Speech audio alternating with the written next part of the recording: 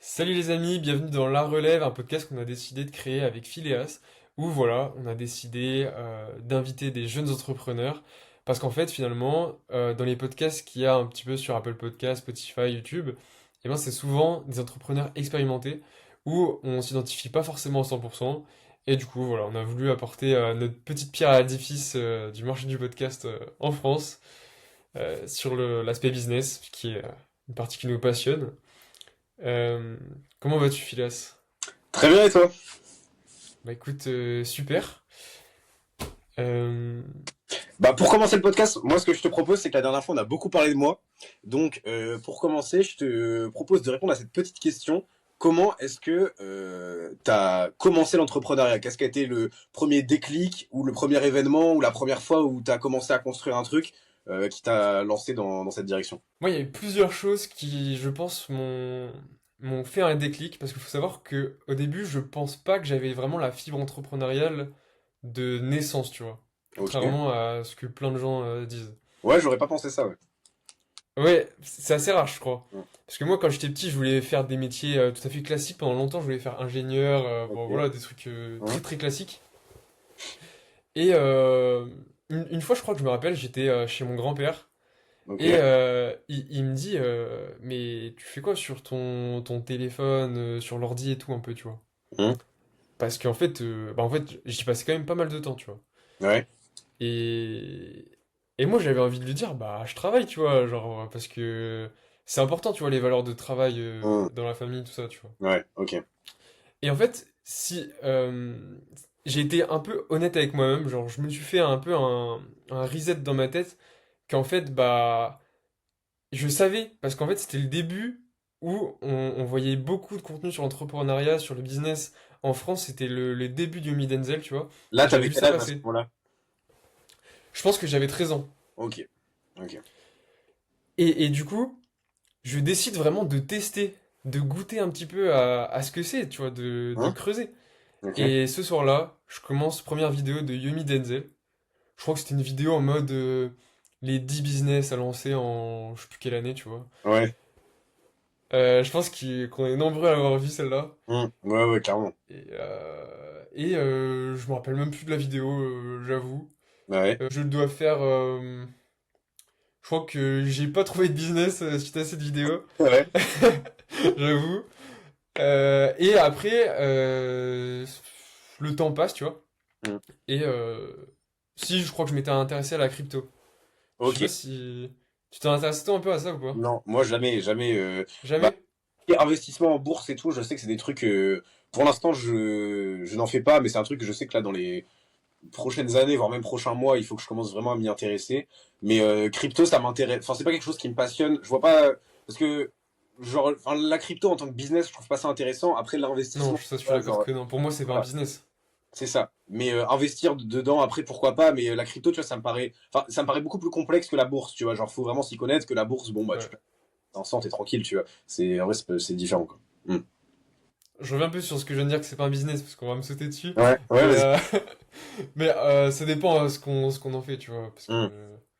Ouais. Mais en fait, moi, dans la crypto, ce qui aussi me dérange un peu, entre guillemets, c'est ce truc de j'ai l'impression que tu crées pas vraiment de valeur, tu vois. Genre, Ouais. moi, j'aime bien quand je monte un projet, me dire, ok, j'ai créé ça, tu vois, j'ai permis aux gens d'avoir accès à ça, ils n'avaient pas accès avant. Je leur ai, voilà, enfin, t'as apporté vraiment quelque chose à des personnes. La crypto, j'ai moins ce sentiment vraiment d'avoir accompli quelque chose. Enfin, si j'en sais, bah, Ouais. tu t'achètes, tu vends, tu t'es sur les marchés financiers, et en soi, bon, c'est très bien, mais du coup, t'as moins cet aspect aussi plus personnel où tu dis, ouais, je me suis donné pour un truc et les gens ils sont contents, tu Après, il y avait des trucs grave intéressants autour de la crypto, par exemple les NFT. Tu sais, c'était un peu les œuvres d'art que t'achetais en crypto et que t'étais vois. censé garder à vie, que c'était stocké sur Ouais, la blockchain. ouais. Ouais. Ouais, c'est intéressant aussi. Ouais. Et il y a un de mes mentors qui s'était lancé dans ce business. Il avait fait plusieurs dizaines de milliers d'euros. Il avait vendu des NFT à la Fashion Week de Paris. Ok, Donc, comme quoi, il y a quand même des petites dérivées graves intéressantes sur ouais. la crypto. Mais les NFT, c'est quoi? C'était des NFT qu'il avait créé lui-même ou c'était des trucs qu'il avait achetés? Il les avait créés, il avait créé sa Ok. collection. Ouais, ça c'est intéressant. Ok. Ouais, parce que s'il les avait achetés pour revendre, bah en vrai, tu vois, ça aurait juste été un investissement, mais là, du coup, ouais, c'est intéressant. Ouais, On crée ça. ouais. Ok. Euh, et C'est vrai que là, il a bien baissé, là, je me tâte à m'y réintéresser aussi. Ouais. Qu'est-ce Je qui a bien fait? pense que le Bitcoin. Ouais. Ouais. Ouais, bah ça, ouais, j'ai un pote qui a énormément investi dedans et il m'en parle et je suis en mode, ouais, mais il faut que. Genre, en vrai, ça a l'air trop bien. Mais j'avais investi un petit peu passé sur Robinhood, là.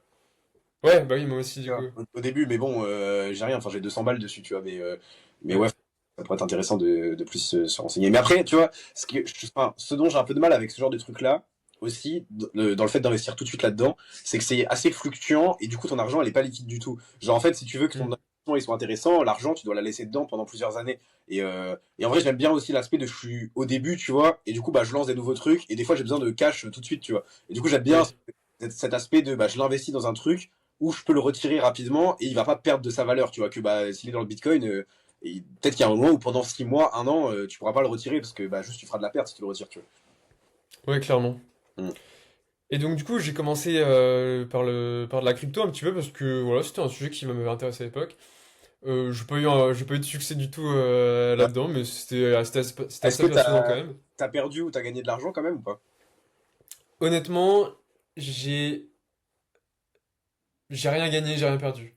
Ah ouais? Parce que t'es parti avec un capital de combien déjà au début? 300 Ok.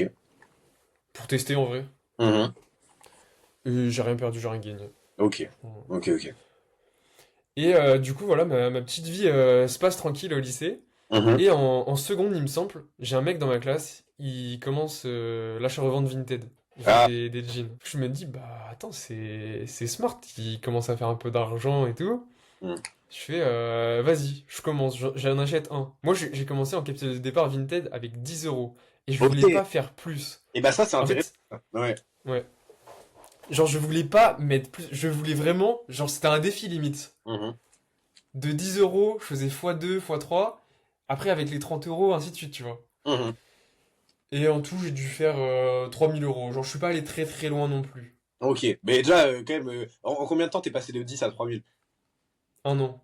Tu vois? Déjà, l'investissement de 10 à 3000, tu vois, il est intéressant. Après, t'as beaucoup de taf derrière, mais ouais, c'est déjà stylé. Puis t'avais quel âge à ce moment-là? 15-16 ans. Ouais. Déjà, ouais, 15 16 ans, c'est cool. Donc voilà comment ça a petit commencé. Enfin, là, tu vois, c'est la petite graine qui commence à pousser en moi. Mhm. Et au bout d'un moment, j'en avais un peu marre de ça. Je commençais un peu à plafonner, tu vois. Ouais. Euh, et du coup, je regarde toujours sur YouTube où je sais plus, devait y avoir du contenu qui tombait dans mes pour toi ou quelque chose comme ça. Mhm. D'ailleurs, je trouve qu'il y a beaucoup de gens qui blâment les réseaux sociaux, que ça te bousille le cerveau et tout. Mais moi, ma vie, je ressemblerais pas à ma vie sans les réseaux sociaux. Ça, je suis d'accord. C'est quoi aujourd'hui l'utilisation que t'as des réseaux sociaux? Bah, moi actuellement, je consomme surtout consommateur. J'aimerais bien créer du contenu. Mhm. Bah, c'est ce qu'on va essayer de faire avec le podcast en créant Ouais. des shorts. Ouais, carrément. Mais, euh, mais sinon, moi, je consomme du contenu pertinent quand même, Mhm. en majorité.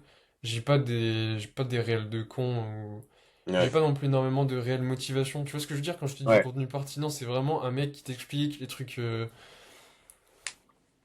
Après, trucs un peu ça, je suis tendance. d'accord et pas d'accord à la fois parce que le contenu pertinent, il n'est pas forcément pertinent si tu fais de la masse, tu vois. En fait, quand tu regardes, des fois, tu vois, il y a quelques mecs que je suis sur Insta que je trouve ultra pertinents, et des fois, juste, j'ouvre Insta, je tombe sur une vidéo, il t'explique un truc en 30 secondes, et tu te dis, putain, c'est une dinguerie, et tout de suite, après, tu y penses, et tu vas réfléchir à ça dans ton business, enfin, ça va peut-être te changer ton rapport à un truc. Mais le Ouais. fait que, en fait, si tu scrolles pendant 2 heures, même si c'est du contenu Ah qualitatif, oui, non, surtout pas. t'auras oublié 99% de ce que t'as vu, tu vois, et donc en vrai, ça, c'est pas Même utile. si tu te rappelles des 99%, la plupart du contenu, il se répète en fait. Ouais, Et ouais, ouais. ça reste de la perte de temps en majorité, ouais. Mais ça, j'ai toujours trouvé que, tu vois, avoir des conseils via le contenu qu'on consomme, ou même des livres que tu lis, etc., c'est beaucoup plus intéressant d'avoir, genre, un conseil que, genre, une vidéo qui te dit 20 conseils, tu vois. Parce que ça m'est déjà arrivé de regarder des vidéos Ouais. sur productivité, ce genre de trucs et tout, et en vrai, souvent, quand je regarde une vidéo du début à la fin et que je vois, genre, 20 astuces, j'en applique aucune. Que en vrai, maintenant, ce que je fais, c'est que ce genre de vidéo-là, souvent, je vais regarder les genre deux, trois premiers conseils max, tu vois. Et ça, après, dès le lendemain, je les implémente vraiment dans ma vie. Et là, t'as vraiment un truc qui change, tu vois. Parce que bah, tu les as vraiment implémentés parce qu'il n'y en a pas beaucoup. Que quand tu regardes des vidéos YouTube qui sont en mode les 20 meilleurs conseils, bah, c'est juste pour faire le buzz. Mais derrière, Oui, c'est nul. tu peux Ouais. pas appliquer 20 conseils dans ta vie du jour au lendemain, tu vois. Donc autant en regarder, enfin, d'en mettre 3 et puis un mois après, tu regardes 5 minutes de plus de la vidéo, et petit à petit, t'avances, tu vois. Ouais. Non, c'est juste, tu te divertis, en fait, tu t'apprends rien. Ouais, clairement. Mm. Clairement. Et du coup, voilà, je reviens à mon histoire. Ouais, vas-y. Du coup, je scrollais sur TikTok, certainement. Mhm. Et je tombe sur le business des SaaS. SaaS, c'est Software as a Service. Donc, en fait, c'est vraiment un logiciel que tu fais et qui te génère de l'argent pendant que tu dors. Enfin, c'est le principe des abonnements. C'est comme Netflix. Enfin, ça génère du cash en continu. Mhm. Pour moi, c'est vraiment l'un des meilleurs business models parce que tu peux commencer avec un investissement assez faible quand même. Et en fait, tu as un potentiel de revenu qui est assez illimité. Ouais. T'as pas de stock, enfin, c'est quand même fort chaud. Et du coup, je tombe sur ça, sur le logiciel Go High Level, pour ceux qui connaissent. En fait, c'était un truc à l'époque où je pouvais louer ce logiciel et Ok. mettre mon logo dessus. Et je le revendais, tu vois. D'accord. Et je trouvais le concept ouf. Donc Ah, j'ai oui, commencé à tester. du coup, parce que même moi, là, j'ai pas trop compris. Donc, ça veut dire que t'as un site, euh, dessus, tu mets ton logo et tu le vends, mais c'est-à-dire, dis-moi un peu plus, parce que du coup, je comprends pas vraiment. Ouais, désolé. En fait, c'est une application web et tu fais comme si c'était la mienne, tu vois. Parce que en fait, j'ai mon logo et du coup, moi à côté, j'ai mon site internet où je dis, ouais les gars, j'ai créé un super logiciel pour vous pouvez faire par exemple des campagnes email, vous pouvez récolter toutes les Mhm. données de vos clients, vous créer des sites internet vous-même, vous pouvez faire des automatisations, envoyer des emails, des avis Google automatisés à vos clients. Vous pouvez faire plein de trucs parce que le truc il était multifonctionnel, il y avait de Mhm. l'IA, il y avait tout. C'était une dinguerie. Et le truc c'est que je pouvais vendre chaque place à ce logiciel comme si c'était le mien, alors qu'en fait je payais que 300 $ par mois. Ok, ouais, mais c'est intéressant. Mais c'est bizarre, du coup, qu'ils proposent cette solution de. Enfin, genre, eux, c'est quoi leur intérêt à faire ça? Bah l'intérêt c'est que c'est une offre irrésistible et qu'en fait Ouais, c'est-à-dire que tu peux faire de l'argent avec leur truc, du coup, t'as tout intérêt à payer. c'est exactement ça. Ok, ouais, c'est intéressant. Donc Ok. je commence sur ça. Sachant que sur ce logiciel, comme je l'ai dit, il y a de la création de site internet qui était proposée, c'était une fonctionnalité principale. Ok. Et donc moi, en bonus de la vente du logiciel, je vendais la création de site internet. Mhm. J'ai commencé comme ça. C'était grave intéressant, ça a permis d'apprendre les appels à froid, la prospection sur les réseaux sociaux, création de site internet, enfin, c'était hyper enrichissant. Mhm. Donc j'ai commencé ça et c'est là qu'en est venu du coup mon projet Gros Lot. Non, avant ça, il s'est passé que sur ce logiciel, il y avait un truc qui était hyper hype. Tous les youtubeurs du logiciel, ils en parlaient. C'était la récolte d'avis Google. Ok. C'était vraiment. Mec, c'était le business où les gens ils faisaient 10 000 € par mois. Un avis Google sur le marché noir, ça vaut à peu près. Enfin, marché gris plutôt, genre si tu veux acheter des bots, tout ça, ça Mhm. vaut 10-15 € l'unité. Un seul avis Google. Un seul avis, mec. Oh, c'est dingue. Et pour enlever un avis, c'est aussi un autre truc. Pour te dire, j'étais en appel avec un gars qui a un business qui retire les avis Google de Google. Et D'accord. lui, il facture plus de 20 €, 25 € je crois, par avis enlevé, qu'il arrive à enlever. Ah, c'est dingue. Hein. Parce qu'en fait, c'est trop important pour un commerce Ouais, ouais. d'avoir Bah, carrément, un commerce, je sais pas, t'as 30 avis, t'en as genre 3 qui sont pourris. Enfin, Ouais. vite, ça descend de ouf, quoi. Bah ça, déjà, il y a la Mm. réputation. Ouais, c'est ça. Et en plus, quand t'as des avis, t'as pas seulement ta réputation qui augmente, mais t'as aussi ton référencement. Parce qu'en fait, les petits Mm. points sur la carte, et ben ton point il va apparaître beaucoup plus rapidement. Ouais. Et sur le classement, tu vas apparaître beaucoup plus haut aussi. Ok. Ouais, du coup, c'est hyper important, ouais. Ok. Mm. Du coup, moi j'ai trouvé que c'était intéressant, mais du coup, encore une fois, les youtubeurs qui parlaient de ça et tout en rapport avec le logiciel, ils disaient, bah les gars, c'est très simple, moi ma technique c'est j'ai une base de données clients. Je leur envoie des mails leur disant salut, mets un avis en échange, tu rentres dans le tirage au sort pour une bouteille de je sais pas quoi, de vin, admettons, enfin un cadeau. Mais en fait, quand tu fais ça, tu te retrouves un problème. Comment tu fais pour envoyer des mails alors que t'as pas de mail de tes clients? Ouais, faut récupérer les mails. Ok. Bah, c'est à ce moment-là que Gros Lot arrive. C'est chaud. Ouais, voilà. Parce qu'en fait, les youtubeurs, ils partent du principe que t'as un site internet qui fait un trafic de malade, que t'as des emails. Mais dans la vraie vie, Ouais. bah non, en fait. Ouais. T'as très peu de tes clients dont t'as l'email. Hmm. D'où du coup ma solution que j'ai inventée, où en fait, on fait des jeux dans les commerces que tu peux jouer sur mobile. Comme Ouais. ça, bah en fait, ça fait comme un funnel d'acquisition. Je sais pas comment dire ça autrement. Bref, ça, en fait, ça attire les gens finalement. Mhm. Ça permet d'avoir le plus de masse possible.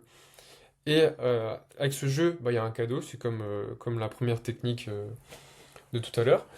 Et après ce cadeau, et ben en fait, on demande un avis Google. Comme ça, toute la masse qu'on a réussi à capter au début, et ben en fait, ils mettent un avis Google en échange du cadeau, ce qui fait qu'en fait, on arrive à avoir des chiffres qu'aucune méthode n'a jamais eu. Et donc ça, c'est trop bien. Ok, et le cadeau, c'est quoi, par exemple? Bah, c'est le commerce dans le cadre de mon logiciel, c'est le commerce qui décide. En général, nous, on vise plutôt des fast-food. Du coup, en général, bah, tu sais, ils font gagner un soda, une frite, un dessert, Mhm. des petits trucs comme ça, bien sympas. Ok. Voilà. Ok, trop cool. Et du coup, ça, c'est quoi les résultats que t'as avec ce logiciel-là chez... Là, par exemple, imagine-moi, j'ai mon kebab en centre-ville de Caen et je fais appel à toi parce que j'ai besoin d'améliorer mes avis Google. Concrètement, c'est quoi les résultats que je peux espérer avec toi? Alors, du coup, c'est hyper variable en fonction de la fréquentation que tu vas avoir. Mhm. Mais si je reste dans une moyenne, tu devrais avoir à peu près 100 avis Google par mois. C'est dingue, 100 avis Google par mois. Et tu vois, comme on en avait parlé tout à l'heure, un avis, ça va entre 10 et 15 euros par mois Ouais. de valeur perçue. Du coup, Mhm. en fait, c'est comme si tu avais 1000 à 1500 euros par mois de valeur. Ouais. Et toi, tu la proposes à combien ta solution? Donc là, on n'a pas encore fait l'offre de lancement. Parce qu'en fait, pour expliquer un peu aux auditeurs, moi j'ai eu ma solution pendant longtemps. Et là, on a tout rayé. On repart de zéro. Et donc là, il va sortir d'ici 1 à 2 semaines avec une offre de lancement hyper agressif Ouais. à 39 euros par mois. Ok. Et qui va vite passer à 139 euros par mois. Donc Ah oui, pour ok. les gens qui sont intéressés, faut prendre maintenant. Ouais. Donc n'hésitez Ok. pas. Trop cool. Et est-ce que tu veux expliquer pourquoi justement ce changement, pourquoi tu passes de ton truc que tu... Enfin voilà, pourquoi tu dis que tu vas tout enlever pour recréer un nouveau truc encore mieux? Parce que du coup, au début, je faisais mon logiciel sur le logiciel du début, GoElevel, qui permettait de faire énormément de choses et de mettre mon logo dessus. Du coup, pour moi, c'était top. Donc je construis ça, tout ça, et au bout d'un moment, quand tu commences à creuser techniquement et que t'es pas sur une base saine où tu peux tout modifier, et ben en fait, c'est pas viable et tu peux pas, t'es trop limité. T'es trop Ouais. limité. C'est un peu comme les gens là, en ce moment, c'est très à la mode de faire du vibe coding, de faire tout le SaaS avec tous les logiciels avec l'intelligence artificielle. Mhm. Ça, c'est encore autre chose, mais pareil, en fait, t'es limité, faut. Le mieux, en fait, c'est d'avoir un associé qui gère ça, tu vois. Tu penses que l'IA va pas remplacer totalement le développeur? Moi, je pense que si. Ouais. Mais que tout de suite, en tout cas, c'est pas possible. Ça dépend ce que tu veux. Ok. Si tu veux faire un petit logiciel avec une seule fonctionnalité assez simple, si, ça marche. Ouais, ok.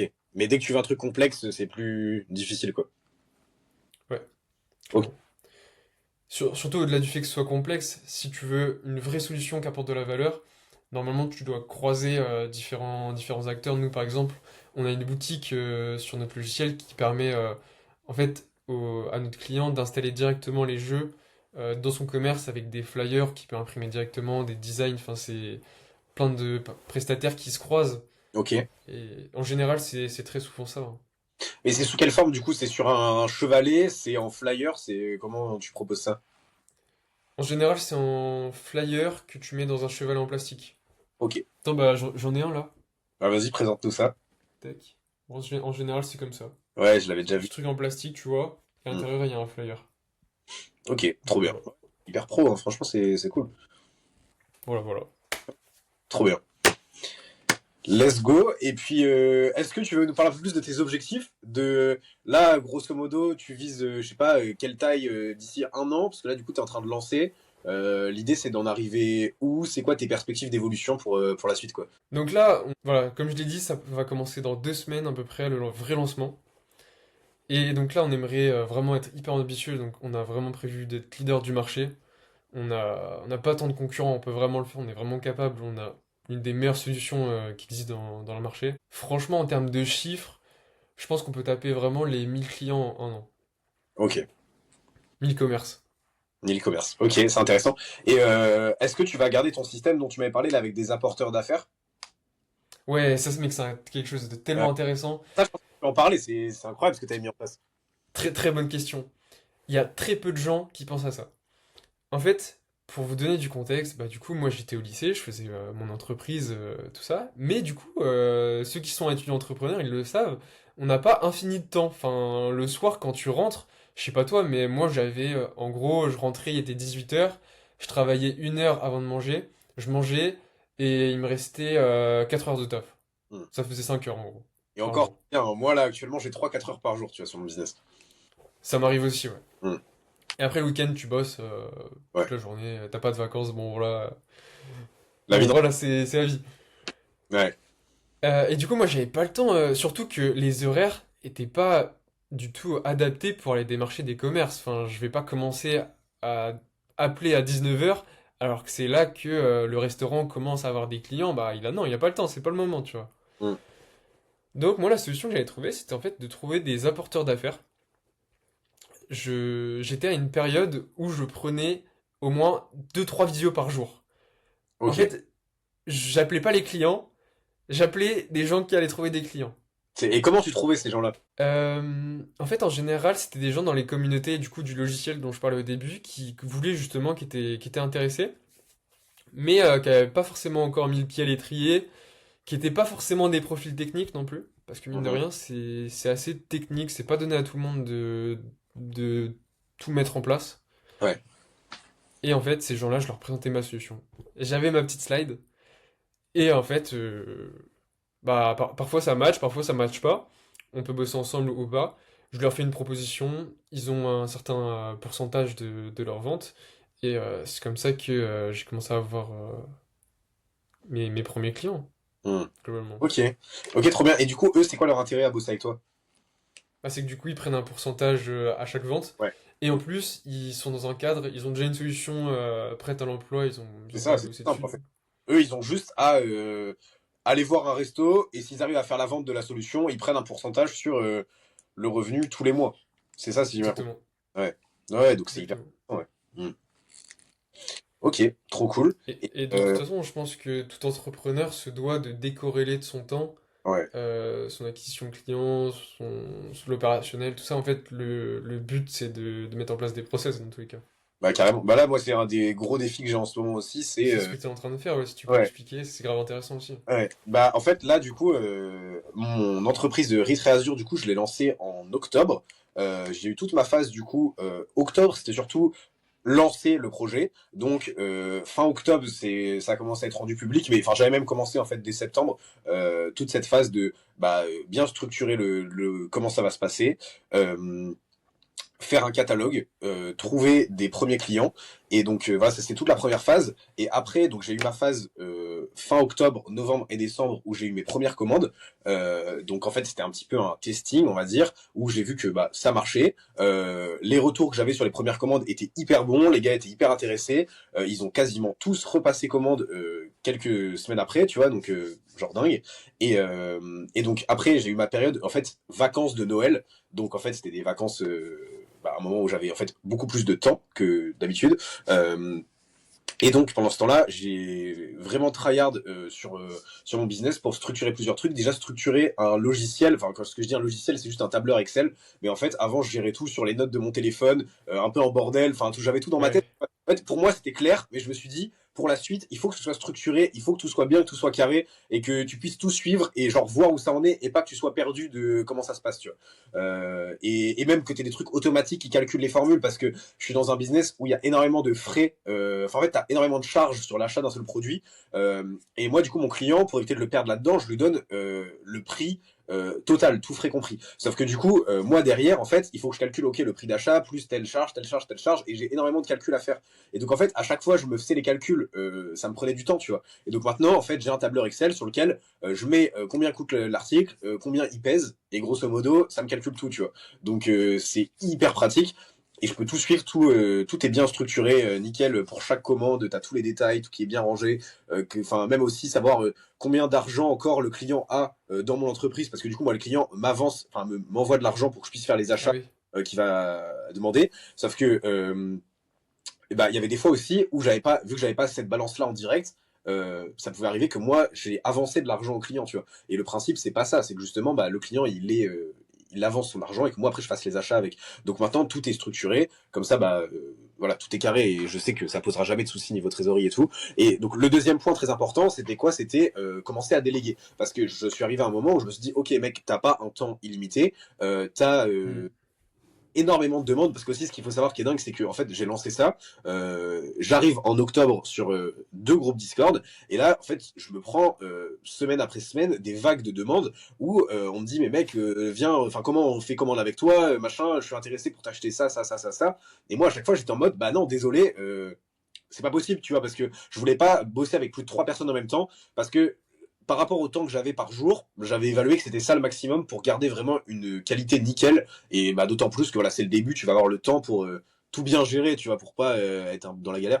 Donc voilà, et donc là, je me suis dit, ok, pour répondre à toutes les demandes que j'ai, il va falloir que je délègue. Donc j'ai commencé à déléguer, et donc c'est aussi ça, donc tout le processus de comment je vais déléguer, comment je vais structurer. Et donc ça, c'était toute cette phase-là, et maintenant, je suis dans la phase où j'ai commencé à déléguer, j'ai structuré le truc, tout marche bien, et maintenant, il faut que je délègue encore plus. Donc là, je suis en train de déléguer des nouvelles parties et en fait, essayer de m'extirper de plus en plus de l'opérationnel, de ce qu'on doit faire au quotidien pour bah, gérer les commandes, mais et de plus en plus remonter plutôt au niveau stratégie et réfléchir à la suite comment on va acquérir bah, plus de clients, des fournisseurs pour plus de quantité et grosso modo c'est ça quoi. Et donc comment juste faire toujours grandir l'entreprise et faire plus et ça va plus être ça maintenant mon focus, tu vois, que gérer au quotidien les commandes quoi. Voilà. J'adore ton modèle, j'ai l'impression que c'est 100% de process, enfin que c'est tellement... Ouais. Mais ça, j'y bosse, tu vois, aussi, à me dire, avoir un process pour chaque truc. Parce que ça c'est un truc, bah, à la base, j'avais zéro process. Et maintenant, pour chaque truc, et d'autant plus quand tu commences à déléguer, ça c'est hyper intéressant parce que t'es obligé de tout processiser. Tu peux pas faire autrement, parce qu'en fait, toi, dans Ah ta oui, tête, paraît clair parce que ça fait un an que tu fais ça tous les jours. Pour la personne avec qui tu bosses, c'est pas clair du tout. Elle vient d'arriver là-dedans, il faut que tu puisses tout l'expliquer comme si tu parlais à un enfant de 6 ans, tu vois, entre guillemets. Et donc, il faut que tout soit clair et ultra simple. Et ce qui pour toi est intuitif, le mettre par écrit, des fois, c'est compliqué. Et donc, ça m'oblige un peu à tout structurer, à tout machin et à tout rendre clair, hyper processisé. Et ça, en vrai, c'est un truc, même ça te fait gagner du temps, tu vois. Et ça te fait gagner aussi, je trouve, une énergie mentale de ouf. Parce qu'au lieu de te dire, ok, comment je fais ça, comment je gère et tout machin, maintenant, en fait, je sais comment gérer de base et je sais même quand on a tel type de problème, tel type de problème, tel type de problème, et bah en fait, si il y a telle option, on fait ça, s'il y a telle option, on fait ça, si c'est ça, on fait ça, tu vois. Et en fait, je sais et t'as plus à te prendre la tête pour ok, on a eu tel problème, c'est la merde, comment on gère ça, tu vois. Maintenant, c'est ok, tel problème, bon bah on est dans telle situation, ok, hop, solution A, tu vois. ouais. Tu vois. Et on arrête de se prendre la tête, tu vois. C'est vraiment juste on suit un process, point. Et on arrête de prendre des décisions qui sont inutiles, tu vois. Mec, c'est tellement bien parce que quand les IA elles seront tellement puissantes, en fait j'ai l'impression que tu as une documentation, tu auras juste à leur donner et ça va C'est être ça. Mais mec, c'est pour ça magnifique. que j'étais hyper intéressé par tous les trucs d'IA, etc. Parce que je pense que le business, il peut s'automatiser assez facilement. Pas totalement, parce que bah, tu as aussi cette partie relation avec un client, et d'autant plus que on travaille avec des professionnels dans le milieu du luxe, donc la relation avec le C'est client est hyper important. importante. Mais en fait, tout l'aspect en backup derrière, tout ce qu'il y a à gérer, à faire, en fait, toutes les données qu'il y a à produire, à mettre dans un tableur et tout, ça, c'est ce qui me prend 80% de mon temps et qui est clairement délégable à Nia, ouais. Mm. Hmm, clairement. Ok, et mec, je me rappelle plus où on en était, je me rappelle qu'on parlait justement de ton projet. Et je pense, il me semble qu'on parlait de tes objectifs plus à long terme. Et tu me disais atteindre le millier d'utilisateurs. Ouais. Et ok, Ouais, trop. clairement, parce Ouais, qu'en fait, moi je trouve que c'est grave important d'apprendre beaucoup d'utilisateurs quand t'as un logiciel au début, ouais. parce que ça fait tellement effet boule de neige ce genre de choses, le Mm. bouche à oreille, tout ça. Et puis il y a même un petit peu l'aspect affiliation où en fait tu vas rémunérer tes propres clients pour recommander à ses amis, c'est un truc qui marche très bien au logiciel. C'est pour ça Mm. que c'est important et c'est aussi pour ça qu'en tant que démarrage, on fait cette offre de démarrage qui est agressive. De se créer une fanbase, c'est le Et truc. ton offre de démarrage, ce sera tarif à vie ou ce sera juste pour genre le mois de démarrage? Mec, quand mon client va prendre l'offre à 39 € par mois, il paiera 39 € par mois toute sa vie. Putain, mais c'est dingue. En vrai de Ouais. vrai, l'offre, elle est incroyable. L'offre, elle est incroyable. Genre, Et je vois très peu de gens faire cette offre-là en vrai, mais je trouve niveau marketing, c'est ouais, tellement irrésistible. ouais. Bah ouais, ouais, c'est sûr. Offre de lancement, mec, 100 euros moins cher par mois. Enfin, surtout sur un truc, tu vois, passer de 39 à 139, enfin, t'as quand même un écart, tu vois. Et, Donc, clairement. ouais. Il y a aussi une autre offre que je vois beaucoup sur le marché, c'est les offres où tu payes qu'une fois, one shot. Genre, lifetime, genre celui-là, à vie. Ouais. Ouais, ok. Ça, je trouve ça grave intéressant. Mais d'un autre côté, tous les logiciels que je vois faire ça, je trouve que c'est des logiciels de mauvaise qualité. Parce qu'en fait, si t'es vraiment bon dans ce que tu fais, t'as des coûts variables. Et tu sais qu'à long terme, tu vas pas durer. Enfin, je sais pas, c'est un peu bizarre. Je suis pas sûr que ce soit Oui, une bonne idée en gros. ok, je vois ce que tu veux dire. C'est juste que, en fait, en gros, t'as le cash tout de suite, sauf que du coup, bah, t'as des Ouais, coûts au quotidien, et en fait, il y a un moment où, bah, t'as gagné cet argent-là, je sais pas, il y a 5 ans, du coup, bah, cet argent-là, ouais, t'as plus, et tu dois toujours payer pour gérer ce client-là qui te rapporte plus d'argent. C'est ça, c'est tu ça. Ouais, ouais, donc ça peut être drôle. Après, ces entreprises-là, je pense qu'elles jouent sur le fait que les utilisateurs, au bout d'un moment, ils utilisent plus. Ouais, ouais, il y a ça aussi. Ouais. Je crois qu'il y avait un mec, j'avais écouté, il avait créé une application sur l'alimentation. Hum. Et si il y avait juste 50% de ses utilisateurs qui utilisaient son application normalement, c'est-à-dire qui scannaient au petit déjeuner, le midi et le soir, Ouais, et ben le mec il était en perte. ok, Alors que là, vu que ses utilisateurs ils utilisent pas bien, bah, le mec il fait des millions. Alors qu'il ok. devrait être en perte. Hum. Ah oui, c'est hyper intéressant. Ouais. Mais de toute façon, c'est comme, enfin, comme tout, comme par exemple les salles de sport, tu vois. Genre, tous les gens qu'on Ouais. a à la salle de sport ne peuvent pas aller à la salle de sport. Oui, Ils savent, heureusement! je sais pas quel pourcentage, mais enfin, j'ai l'impression qu'au moins la moitié des gens, typiquement, qu'on a abonnement Basic Fit, n'y vont pas, tu vois. Et heureusement, sinon on pourrait Ouais. plus y aller. Enfin, Non, non, mais clairement, clairement, déjà, il y a trop de gens qui vont là. Moi, j'y vais. Genre, ouais. j'ai fait ma séance aujourd'hui à 19h, mec, c'était blindé, c'est horrible. Mais ouais, carrément. Ouais. Donc voilà mes petits objectifs. Mhm. Et toi, du coup, est-ce que tu as des objectifs pour cette année 2026? Ok. Bah, objectif pour cette année. Euh, en vrai, les objectifs, c'est surtout là, je les ai jusqu'à juin. En gros, j'ai fait mes objectifs. Comment je les ai structurés? J'ai fait plusieurs trucs. Mes objectifs de base, je devais les faire 1er janvier. Bon, évidemment, j'avais trop de trucs à gérer, donc j'ai fini par les finaliser le 20 janvier, très précisément. Donc j'ai fait objectif du 20 janvier au 31 juin. Souvent, je me fais des périodes, je me découpe plutôt mes objectifs par semestre. Après, je peux me donner un objectif sur l'année, mais je préfère quand c'est des périodes courtes. Parce que après, depuis le semestre, je redécoupe. Et ça, je pense qu'aussi, c'est un conseil de ouf que je peux donner, c'est comment atteindre globalement ses objectifs. Parce que quand tu as un objectif, typiquement, je sais pas, je veux gagner 100 000 euros cette année. En disant je veux gagner 100 000 euros cette année, ça veut rien dire, tu vois. Tu Ouais, vas pas te guider au quotidien et tu vas pas savoir comment faire. Du coup, concrètement, le truc, c'est tu te mets, bon, bah, ok, t'es le 1er janvier. Comment tu vas gagner 100 000 euros cette année? C'est la première question. Une fois que tu sais comment tu vas gagner 100 000 euros cette année, du coup, tu structures. Donc, tu fais tes objectifs.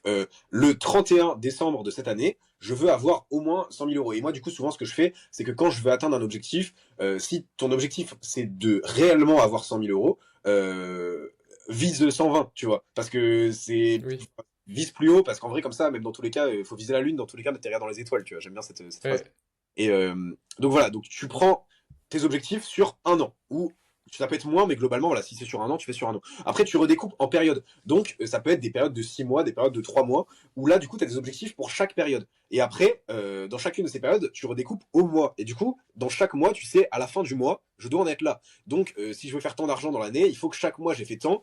Après, tu peux aussi prévoir qu'au début de l'année, vu que tu es encore au début de ton activité, ça va être moins, et tu sais que tu vas croître au fur et à mesure de l'année. Là, actuellement, moi, c'est mon cas.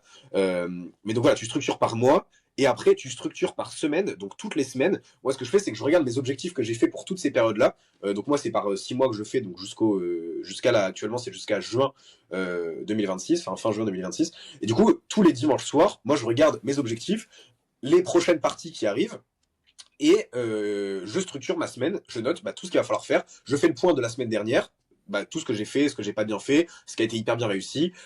Et après, tu vois, je restructure et j'organise toute ma semaine. Et en fait, comme ça, quand j'ai organisé ma semaine, le matin, je me lève et en fait, j'ai même pas à réfléchir à qu'est-ce que je devrais faire pour atteindre mon objectif. C'est en mode, je fais ça, et je suis juste en train de faire. Et juste ce que je fais, c'est que tous les dimanches, je prends 1 heure pour planifier, même des fois que 30 minutes, hein, pour planifier ma semaine, de faire le point sur ce qui est atteint, ce qui est pas atteint. Et une fois par mois, tu fais un point plus général de grosso modo, on en est où et qu'est-ce que j'ai réussi à faire dans le mois et qu'est-ce que je fais le mois prochain. Et après, à la fin de chaque période, du coup, tu refais tes objectifs pour la prochaine période. Donc ça, c'est hyper intéressant. Et du coup, pour parler un peu plus du coup de moi concrètement dans ces objectifs-là, donc j'ai fait mes objectifs jusqu'en juin 2026. Les objectifs, du coup, je les ai faits du 20 janvier à fin juin 2026. Là, la première période, elle s'est arrêtée le 1er mars. Donc, on est de la période du 20 janvier au 1er mars, qui dure 38 jours. Donc là, le 1er mars s'est passé. J'ai fait mon bilan à ce moment-là. Et clairement, j'étais choqué parce qu'en fait, l'objectif que j'avais mis pour le mois de juin, je l'ai atteint dès le premier mois en fait des objectifs de l'année. Donc c'est trop cool. Du coup, ce que j'ai fait, c'est que j'ai réévalué mes objectifs pour toutes les prochaines périodes, être en mode bon Ah là, oui. mes objectifs ils ont été surpassés et en fait je m'en étais même pas rendu compte, mais j'ai fait beaucoup plus que ce que je pensais.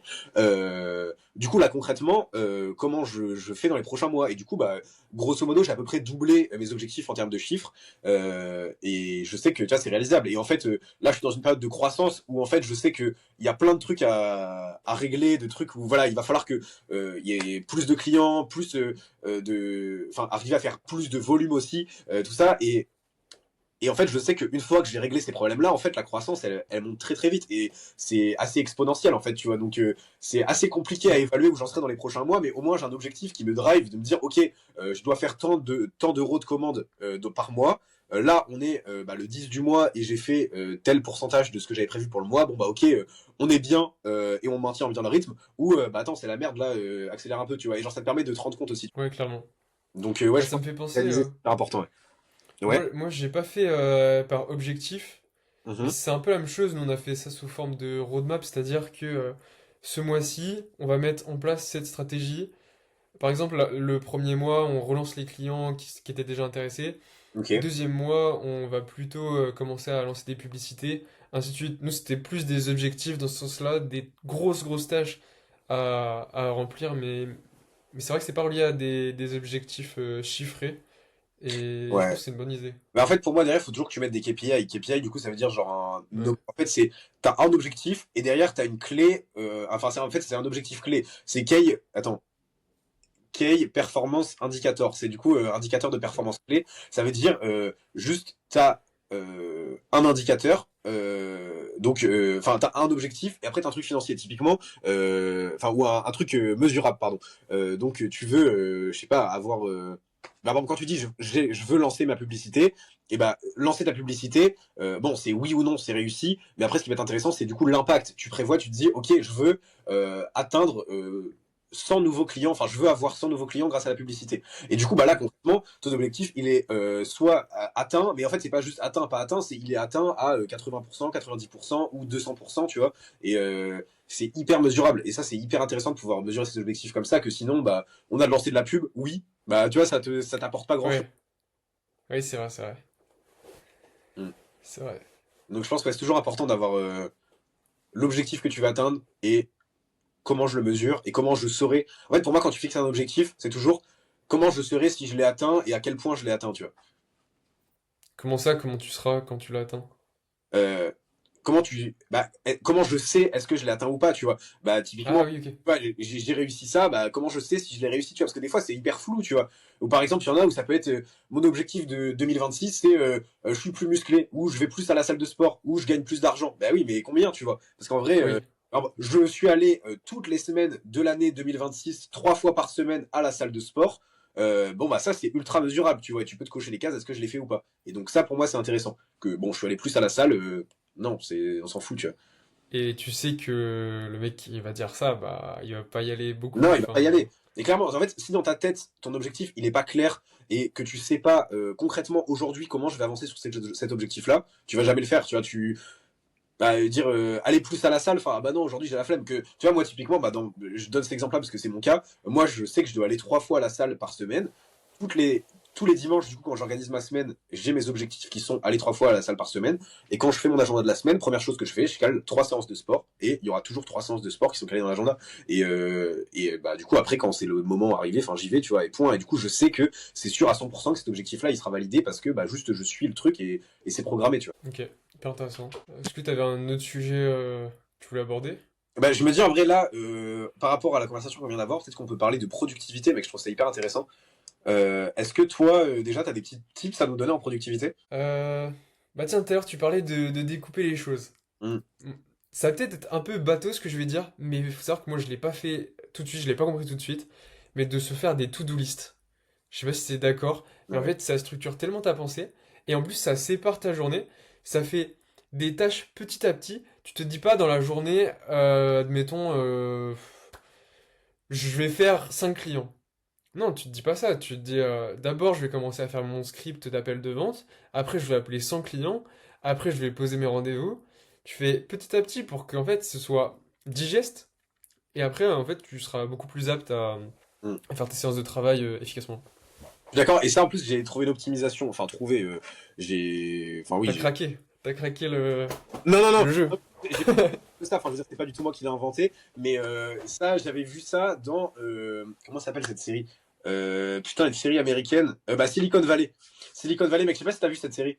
Non, je l'ai pas vu. Tu me conseilles? Bah mec, vraiment, elle est pas. Et en fait, je sais pas trop où elle est. Je crois qu'elle est genre c'est une série genre des années 2000. Enfin, elle est assez vieille. Et je crois qu'elle est. Je sais pas si elle est sur Netflix ou pas. J'irai voir. Parce Bah, que ouais. je crois que j'avais vu un épisode de Sans Permission où Samamar il l'a recommandé Oui, aussi. et ouais, c'est pour ça que j'ai commencé à regarder. C'est Oussama qui en parlait. Et j'étais en mode, bah Ouais. attends, ça a l'air dingue. Et j'ai regardé la bande-annonce. J'ai trouvé ça trop bien. Et donc, c'était un peu ma série de l'année dernière. Souvent, moi, tu sais, j'ai un peu une série par an ou tous les 6 mois. Parce que je suis un mec, je regarde, tu sais, un épisode tous les 3 semaines. Ouais. Moi, c'est ma série de l'année, tu vois. Et là, l'année dernière, c'était Silicon Valley. Et mec, c'est incroyable. Et du coup, bref, il y a un moment où ils sont là, donc ils ont leur petite start-up et tout. Je spoil pas, mais ceux qui sont intéressés par l'environnement start-up et tout, c'est vraiment la start-up américaine, le mec qui lance un truc depuis son garage, entre guillemets. Enfin, vous verrez, mais c'est hyper intéressant. Et donc, tu vois, mec, dans cette série-là, je vois qu'à un moment, ils ont un grand tableau blanc avec plein de post-it. Et en fait, c'est divisé en 4 parties. T'as du coup important et urgent, urgent, non, oui, urgent, non, important mais pas urgent, urgent mais pas important, et pas important, pas urgent, tu vois. Ah oui, c'est Matrice. Voilà, et en fait, ils ont leur post-it, ils ont un post-it avec chaque truc à faire dedans. Donc en fait, c'est une sorte de to-do list organisée. Et en fait, ça, je trouve ça super bien bah, quand t'es entrepreneur, parce qu'en vrai, du coup, tu te retrouves avec une to-do list facilement. Avant, je faisais juste des to-do list, et en vrai, mec, souvent, ça me faisait grave stresser, parce que j'étais en mode, ok, là, la to-do list, elle est infinie, et en plus, quand je fais une tâche, bah en fait, ça me fait prendre conscience qu'en fait, il faut aussi que je fasse telle tâche, telle tâche, telle tâche, tu vois. Et du coup, au final, la to-do list, elle est interminable, et toujours, toujours plus. Enfin, moi, je sais que je trouvais ça hyper relou. Et donc, en fait, le fait de l'organiser comme ça, c'est aussi intéressant de pouvoir bah, te dire ok, ça c'est urgent et important, donc ça je le fais aujourd'hui tout de suite, tu vois. Si c'est important mais pas urgent, bah peut-être que je me le cale plutôt fin de semaine, tu vois, à voir à quel point c'est urgent ou pas, tu vois. Après, si c'est urgent mais pas important, grosso modo tu le délègues. Après, à voir enfin comment tu t'organises, mais généralement si c'est pas important, c'est que t'as pas nécessairement besoin de le faire. Et quand c'est pas important, pas urgent, généralement c'est juste un truc que t'as pas à faire, tu vois. Des fois, enfin, c'est juste un petit truc que tu te dis comme ça, que tu fais là quand t'as 5 minutes, tu vois, mais il faut pas que ce soit le truc qui prenne ton énergie, quoi. Donc, et c'est hyper important de structurer ça comme ça, je trouve, que ça te libère aussi de l'espace mental et ça te permet de structurer, tu vois. Et souvent, je les mettais dans l'ordre. Et cet aspect post-it aussi, je le trouvais cool, parce que du coup, t'es moins perdu dans une liste. C'est en mode, ok, tu vas sur ton mur, hop, tu prends un post-it, tu le colles sur la table, tu le fais. Et jusqu'à et après, terminé le post-it, hop, poubelle. Hop, après, prochain post-it, tac, je fais, j'enlève, tiens, hop, et t'enchaînes les post-it. Et du coup, ça te permet vraiment de, bah, tu fais les trucs un par un et de pas être perdu dans un bordel de trucs voilà, il faut que je fasse tout ça.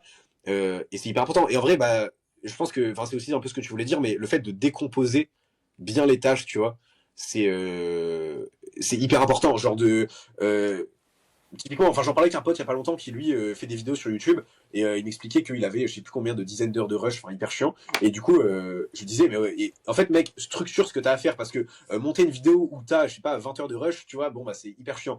Mais tu te dis, ok, première chose, je commence par faire à regarder le truc, machin, à découper, enfin bref, je m'y connais pas trop en montage, tu vois. Mais voilà, après, hop, je ferai ça, après, je ferai ça. Et en fait, étape par étape de ton montage, comment tu vas faire, tu vois. Et ça, je trouve ça hyper important parce que sinon, concrètement, c'est un bordel pour s'organiser. Et clairement, mais moi j'ai testé la méthode des post-it, mais je Mhm. vais pas te cacher que sur mon bureau, il y avait beaucoup de choses pas urgentes et pas importantes qui Ouais, s'accumulaient, ok. et c'était le bordel de ouf. Et il y avait aussi une autre partie, c'était les tâches qui pouvaient être, bah, peu importe, urgentes, importantes et tout, mais qui étaient bloquées parce qu'il fallait que je fasse un truc avant de faire celle-ci. Tu vois, Mhm. genre de truc. Et j'avais plein de post-it sur ma table, et au final, j'en ai eu marre et j'ai arrêté. Est-ce que t'as une solution à ça ou pas? Bah déjà, bon, pour le truc des post-it où t'as besoin de faire une tâche avant pour pouvoir faire le suivant, juste tu les cales dans l'ordre. En fait, dans mon truc urgent et important, tu sais, tu les mets aussi par ordre d'importance et d'urgence. Et donc en fait, Ouais.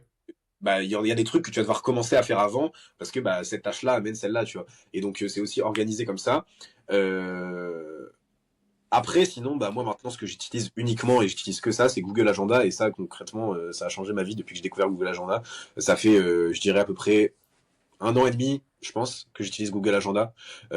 Et ceux qui ont un emploi du temps plus complexe que juste un emploi du temps de travail ou d'école, tu vois, qui ont plein de trucs à gérer dans tous les sens, utiliser Google Agenda, ça va changer votre vie vraiment. Et juste, je structure tout. Et bah, comme je te disais, du coup, je m'organise souvent le dimanche avant, mais dans la semaine, t'as plein de trucs qui arrivent partout. Je le fous un peu en bordel. Enfin, en bordel, pas en bordel, mais que je fous à plein d'endroits. Et du coup, bah, au final, bon, il faut que t'arrives à tout Ouais. faire dans le temps qui t'est imparti, même s'il y a des trucs qui se rajoutent.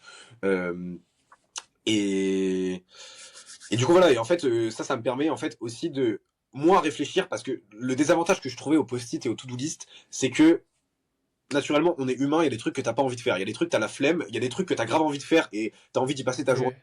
Et il y a des trucs Mm. vraiment, tu te dis, mais mec, si ça, je pouvais ne pas le faire aujourd'hui, je serais tellement content, genre ça te saoule trop de faire ça, tu vois. Et du coup, le fait d'avoir un agenda structuré, à telle heure je fais ça, à telle heure je fais ça, à telle heure je fais ça, tu réfléchis pas, c'est juste tu fais. C'est pas est-ce que j'ai envie de faire ça, c'est juste qu'est-ce que je dois faire, tu vois. Et c'est plus du tout la même question que tu te poses. Et du coup, maintenant, quand je me lève le matin, c'est pas en mode bon bah attends, enfin comme avant du coup que j'utilise tout ça, j'étais en mode ok, là j'ai, je sais pas, 30 trucs dans ma to-do list, je commence par quoi, tu vois. Et du coup, à ce moment-là, bon, bah, tu vas commencer par ce qui te fait un peu moins chier et machin. Et au final, c'est souvent les mêmes trucs qui restent au fond de la to-do list, tu vois. Que, en fait, quand t'es Ouais. bien structuré dans ton agenda, t'as pas ce problème-là. Juste, tu fais et tu réfléchis pas si t'as envie, tu vois. Et je pense, bah, ça revient à la discipline, tu vois, mais c'est juste, bah, ok, c'est écrit ça, donc je fais ça. Et maintenant, et je trouve aussi que c'est moins difficile, du coup, de faire le truc qui de base est relou. Parce que du coup, t'es pas en mode, ok, c'est chiant, je vais devoir le faire, t'es juste en mode, je vais devoir le faire. Enfin, je sais pas si tu vois la subtilité, tu vois. Non, non, pas trop. En Si tu fait, peux expliquer. t'as pas l'effort de te dire, je vais choisir cette tâche relou plutôt que toutes les autres tâches que j'ai à faire, tu vois. Ouais, ouais. Tu vois, dans ta to-do list, t'as plein de trucs, et en vrai, je sais pas, peut-être que Tu typiquement, te laisses pas le choix. voilà, et tu dois peut-être, je sais pas, imagine, je sais pas, faire le montage d'une vidéo, on parlait de ça tout à l'heure, ça va te prendre 3 heures, et t'as trop la flemme de monter cette vidéo, alors qu'à côté, tu dois, je sais pas, créer un autre truc qui te fait trop kiffer, tu vois. Et donc, t'as pas envie de faire ça. Et du coup, en fait, si jamais moi, dans mon agenda, j'ai monté cette vidéo et que ça va me prendre 3 heures, j'arrive à un moment de ma journée, hop, je sais pas, il est 14 heures, et j'ai noté que de 14 heures à 17 heures, je faisais le montage de cette vidéo. Bon, moi, il est 14 heures, hop, je me mets à faire le montage, tu vois. Que si jamais il est 14 heures et j'ai pas prévu de faire cette vidéo-là, mais juste une immense to-do list, je vais me dire, ah ouais, ok, bon, j'ai ça que j'ai grave envie de faire, mais il y a ça aussi, à côté, c'est hyper urgent, faudrait que je fasse le montage, mais putain, j'ai trop la flemme. Bon, allez, vas-y, je m'y mets, mais tu vois, enfin, genre, tu sais, c'est relou, tu vois. Genre, il faut Ouais, que je tu capte. choisisses de faire le truc relou. Et là, c'est pas, en fait, c'est juste, c'est pas un choix, c'est juste que je n'ai pas le choix, je fais, tu vois. Je me pose pas la question de si j'ai envie ou pas, tu Ouais, clairement. vois. Ouais. Ouais, donc ça, c'est hyper important. Je sais pas si t'as d'autres techniques que tu utilises un peu de productivité. Nous, on a mis en place l'outil de gestion de projet en interne Jira. Ok. C'est assez basique, mais mine de rien, en fait, ça permet de catégoriser tes tâches. Euh, c'est prévu, mais pas pour tout de suite. C'est vraiment choisi pour être fait cette semaine à court terme, le en cours et le terminé. Donc déjà D'accord. pour toi, voilà, ça t'organise un peu. Et en plus, moi j'ai une vision sur le tableau, pareil avec en cours, fait, terminé, bientôt à faire, de tous mes associés. Et comme ça, je vois vers où ils bloquent. V- Enfin, c'est Ça, vraiment pas mal. ouais, je pense que pour s'organiser à plusieurs, bah, c'est hyper nécessaire. Enfin, surtout toi, dans ton. La différence entre toi et moi, c'est que du coup, toi, tu as des associés, donc vous êtes plusieurs à gérer. Enfin, toute la partie stratégie, tout ce qui est un peu en haut, au-dessus, enfin, voilà, toute cette partie réflexion, comment on va faire, etc. Alors que moi, du coup, à ce niveau-là, je suis T'es globalement tout seul.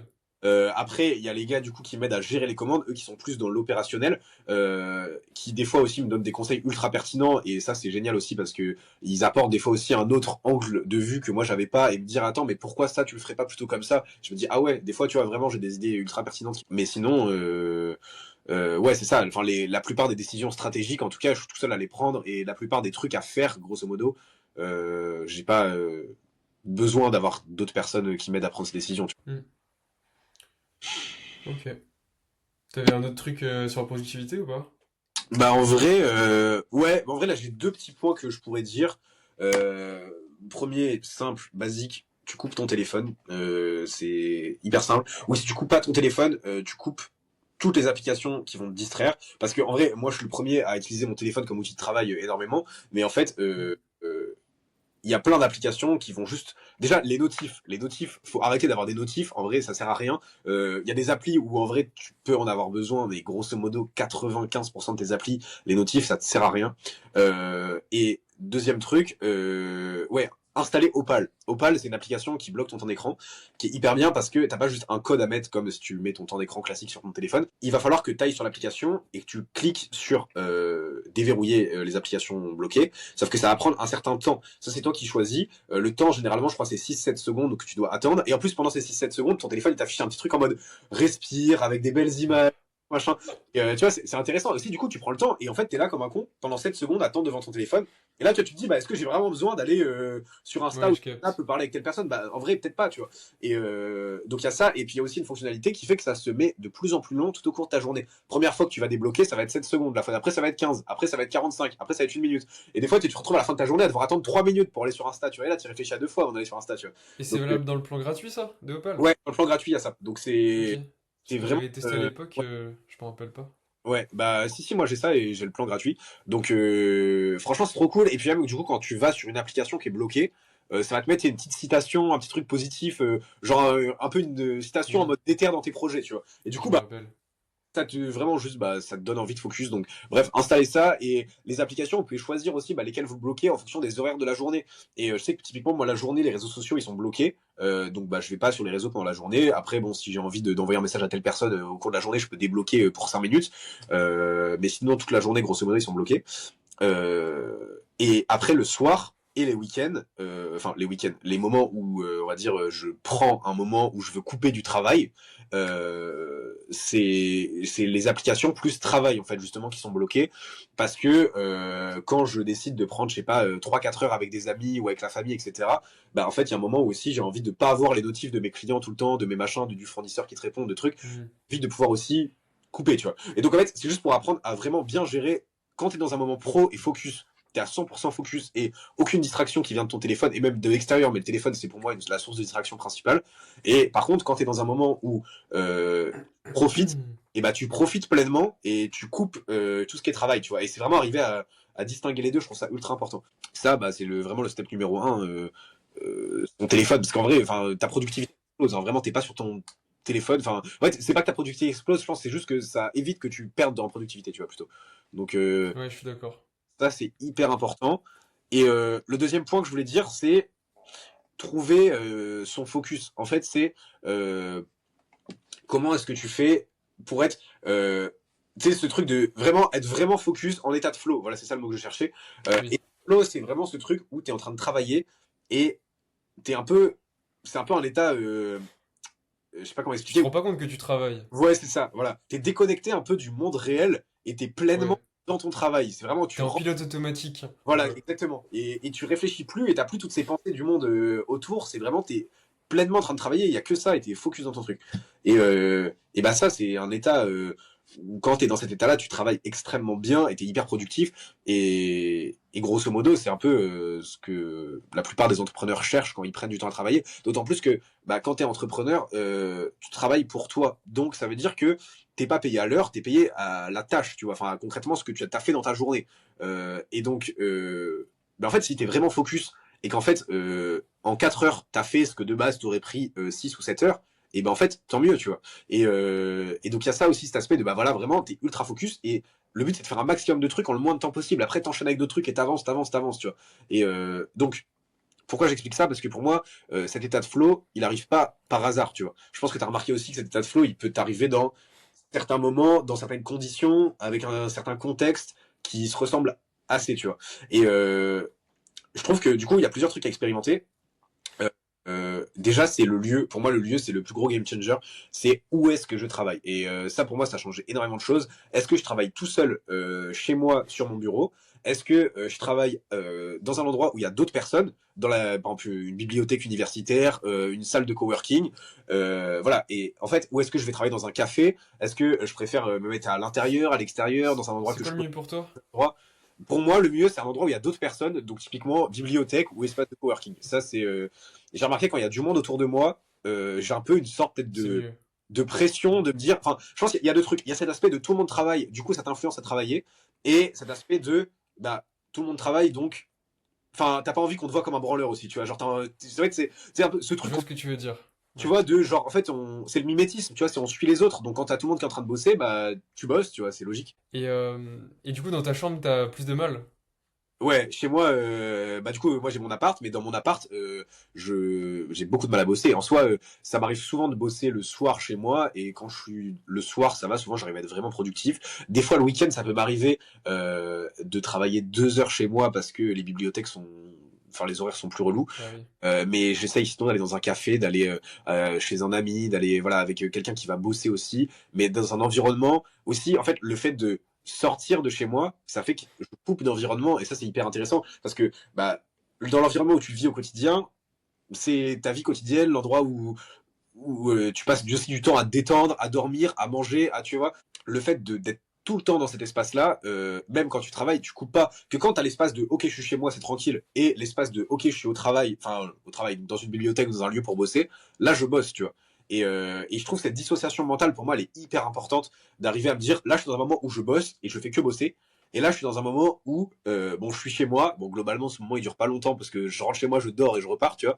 Mais, mais tu vois, ce moment-là, c'est vraiment, je sais que je suis chez moi et je suis chez moi et c'est tranquille, tu vois. C'est pas. Pareil. Et donc, se dissocier, pour moi, ça a été un truc hyper important. Je sais pas si toi, t'as ça ou si tu t'en fous. Moi, je suis d'accord, mais récemment, j'ai fait une technique de fou pour avoir un état de flow chez toi. En Ok, gros, bah, je t'explique. intéressé, ouais. Euh, En fait, ce que tu disais tout à l'heure, déjà, il y a le téléphone et il y a plein de trucs que tu vois autour de toi qui vont te distraire, qui va faire que, bah voilà, t'es chez toi, ça va pas, tu vois. Ouais. Et du coup, la technique que j'ai trouvée, je me mets dans le noir total, je mets mes AirPods, sur mon Spotify, je mets son binaural. C'est Ok. vraiment des sons, tu testeras tout à l'heure, ça fait un Ouais. peu, voilà, Ok, bah, très vas-y. détente. Ouais. Ok. Et, euh, et en fait, le fait d'être dans le noir, tu vois plus ton tel. Moi, mon tel, je le mets derrière mon Mac, Hmm. je le vois plus, je vois rien de toute façon. Ouais. Après, ça nique un peu les yeux pour ceux qui vont tester. Installer quand même Flux. C'est un truc sur le Mac qui va faire ton écran qui va être un peu plus jaune, voire un peu Attends, rouge. truc là pour avoir ton écran rouge là. Ouais, c'est ça. Ouais, tu m'as trop fait. Et quand t'es dans le noir, c'est trop Ouais. bien. Parce que faut savoir, du coup, Mathis a un truc qui fait que son écran, c'est un espèce de filtre, et du coup, bah, l'autre C'est jour, rouge. ouais, son écran, il est tout rouge, genre vraiment, et je crois qu'il s'était fait hacker, tu vois, genre en fait, non, c'est. Ouais. Ouais. Non, t'inquiète, t'inquiète. Ouais. Mais ça, mon gars, j'ai gagné tellement d'heures d'état de flow en te Et- mettant dans cette posture. Ou Trop bien. sinon, bah ça, je pourrais essayer, faudrait que tu. Attends, l'app, elle s'appelle comment? Je vais noter carrément. F.lux. Après, Lux. c'est du détail. Le plus important, c'est le son Ouais. binaural et de se mettre Ouais. totalement dans le noir. Ouais. Non, sinon, moi, souvent, je mets night shift quand je travaille le soir, tu sais, pour pas avoir l'écran qui te tabasse. Oui. Mais ouais, mais mec, en vrai, c'est pas con du tout. Parce qu'en vrai, je me dis, enfin, c'est pas pour rien aussi que le soir, j'arrive mieux à bosser. Aussi, le soir, t'es dans cette ambiance-là, tu vois, où un peu plus sombre, un peu machin, que quand t'es en pleine journée hyper éveillé, t'as plus tendance à, je sais pas, te distraire peut-être. Donc, bah mec, j'essaierai de Ouais. travailler avec moi dans le noir total, en vrai, on verra. Ouais. Ouais. En vrai, ouais, C'est vraiment c'est. pas mal. Ouais.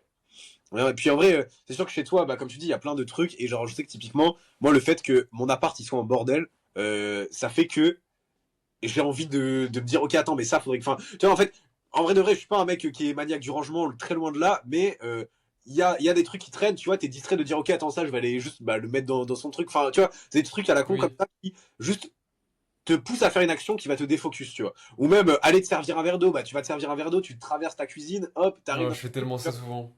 tu Ouais. vois, et d'un seul coup, tu perds ton focus. Que quand je suis dans une bibliothèque, bah, je vais chercher de l'eau, je descends, c'est un couloir entre les deux qui est vide, où il y a zéro truc, tu vois.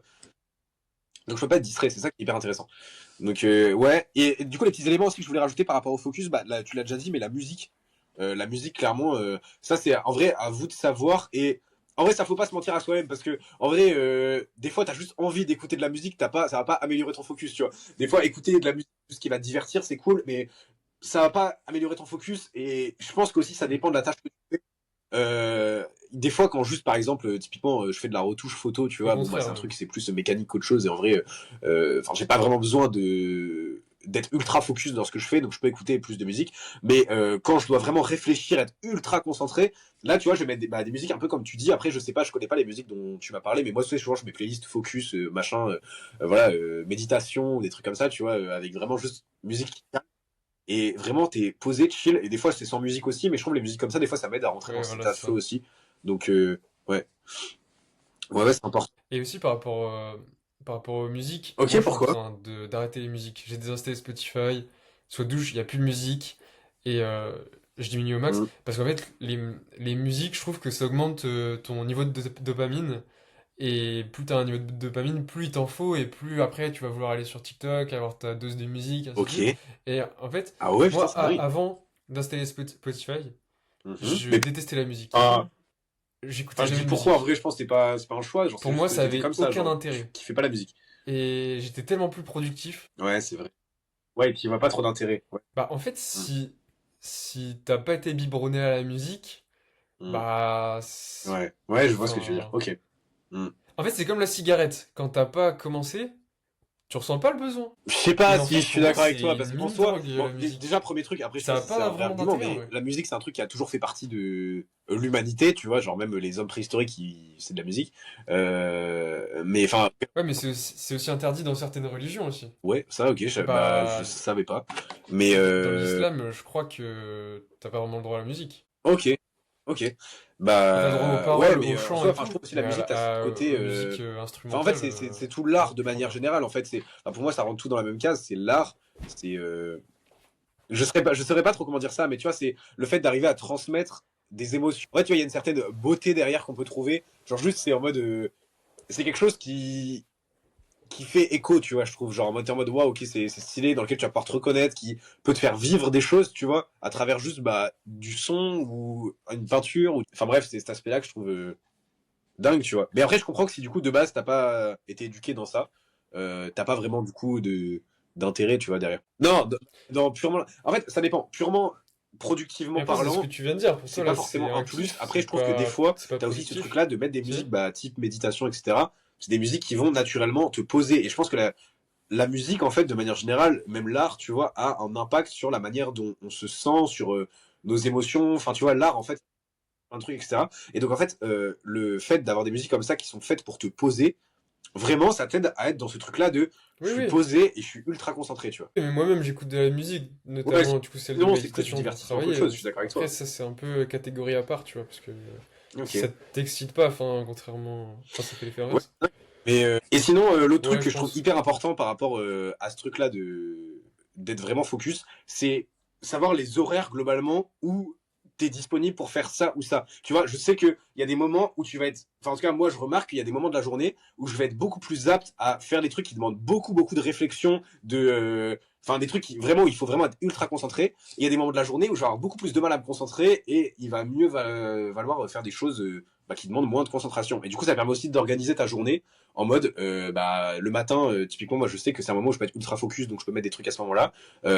L'après-midi un peu moins donc je vais mettre des trucs un peu plus légers. Et des fois, dans la soirée, c'est un moment aussi où je peux être ultra focus et donc je peux mettre des trucs qui demandent plus de réflexion. Tu vois. Ouais, je pense que ça aussi, c'est hyper important. Que tu voulais aborder, sinon je pense que là, ça doit faire un petit moment déjà qu'on est. Hmm.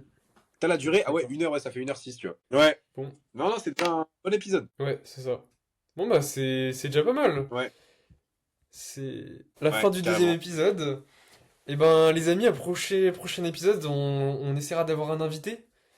Euh, on vous garde la surprise, hein. Et n'hésitez pas à mettre Ouais, des 5 étoiles sur l'application sur laquelle vous regardez ce podcast. Ça nous soutient au niveau du ouais, référencement. Et puis, carrément. Et puis aussi, n'hésitez au-delà de ça, ça pas nous fait hyper à plaisir. nous écrire si vous Donc, voulez n'hésitez pas. sur le Insta. Le Insta, c'est Partagez quoi? C'est la relève à un pote podcast? qui pourrait être intéressé. Pareil, ça fait grave plaisir. Et Ok, voilà, vous quoi. devez avoir le lien du Insta quelque part voilà, à côté du podcast. N'hésitez pas à aller nous écrire, nous dire un truc, Ce vous avez sera, kiffé, tous les vous liens auriez des points seront d'amélioration. en Ça, description, dans en tous vrai, les cas. ça nous fait trop kiffer d'avoir vos retours. Donc, salut les amis! Yes. Allez, salut les gars. Ciao.